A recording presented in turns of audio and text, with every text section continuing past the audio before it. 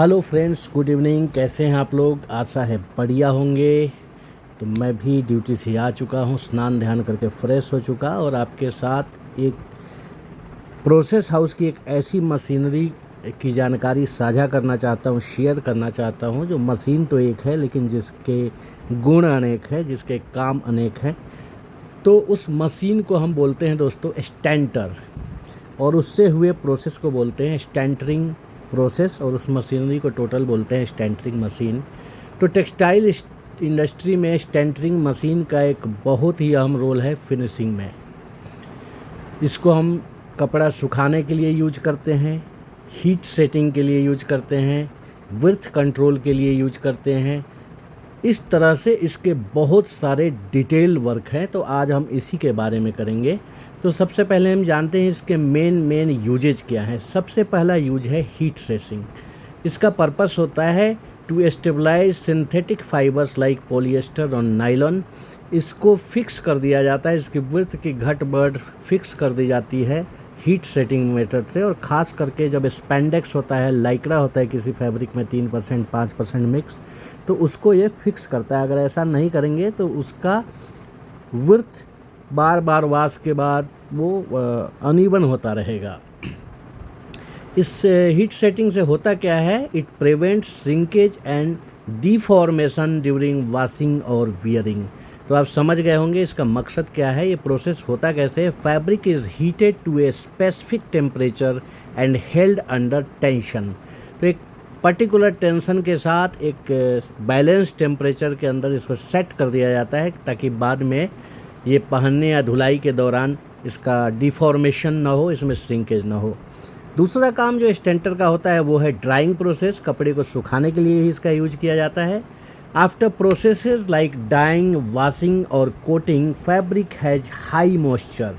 स्टैंटर dries the fabric uniformly using hot air and tension rails. तो ये दूसरा भी प्रोसेस आपने समझ लिया। तीसरा काम इसका विड्थ कंट्रोल है। तो विड्थ कंट्रोल के लिए इसमें एक सेक्शन होता है ओवरफीड, यानी वो आप जब देखोगे, लाइव देखोगे तो आपको समझ आ जाएगा। बहुत सारा फैब्रिक को ओवरफीड किया जाता है, क्रिंकल्ड लुक में वास्प के साथ, स्टीम के साथ बढ़ाया जाता है, तो जो उसमें सिंक होना है वो हो जाता है।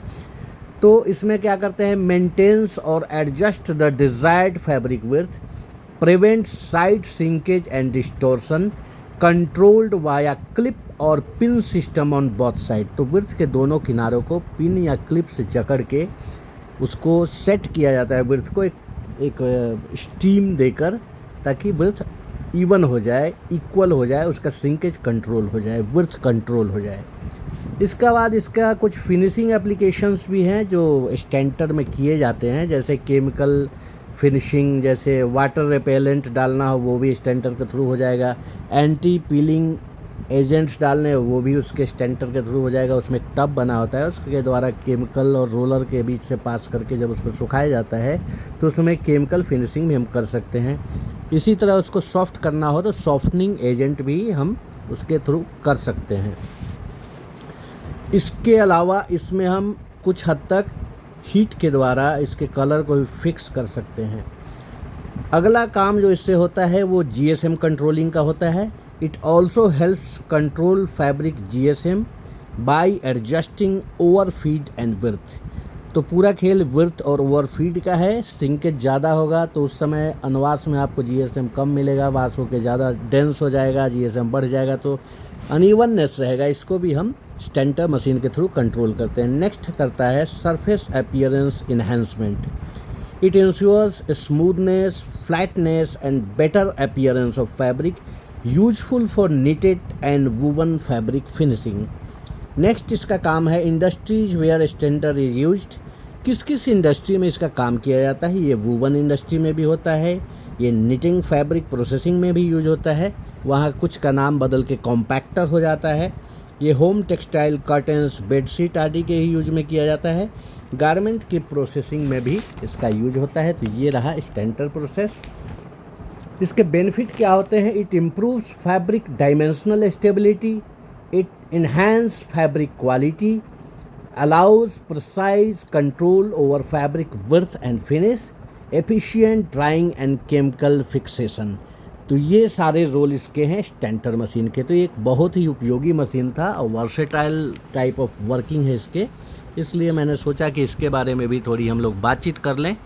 तो हर बार की तरह ये सिर्फ बुलेट पॉइंट्स हैं। इसके लिए अगर सही से समझना है तो एक बार आपको प्रोसेस हाउस का विजिट करना ही पड़ेगा। जितनी भी मशीनरी की जानकारी दे रहा हूँ मैं, जब तक लाइव नहीं देखेंगे आपको क्लैरिटी नहीं आएगी। हाँ, लाइव देखते समय आपके मन में क्या क्या सवाल होने चाहिए, किन किन पॉइंट्स को समझना है, ये हम इस बुलेट पॉइंट्स में आपको बताए दिए जा रहे हैं। तो ये आज का सेशन छोटा करते हुए मैंने बता दिया है। अब आगे मैं एक स्टेंटर मशीन का एक डिजिटल भी लगाऊंगा और साथ में लगाऊंगा जितनी बातें हमने की है उसका एक शॉर्ट ग्रिड फॉर्म, ताकि आप उसको स्क्रीन कैप्चर करके उसको आप समझें डिटेल में और भी जानें और उसके बारे में अपनी queries concern departments, concern units में जाके उसको क्लियर करें। तो आगे देखिए डिजिटल और ग्रिड।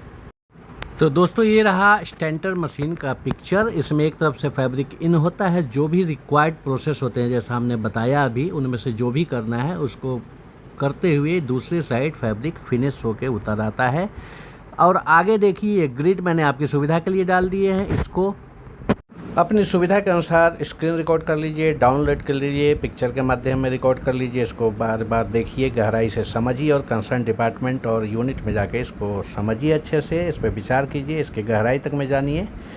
तो चलिए आज के लिए इतना ही। कल फिर मिलेंगे एक नए सब्जेक्ट के लिए, नए सब्जेक्ट के साथ, उस पर चर्चा होगी। तब तक के लिए बाय बाय, गुड नाइट, शुभ रात्रि, अपना ख्याल रखिएगा।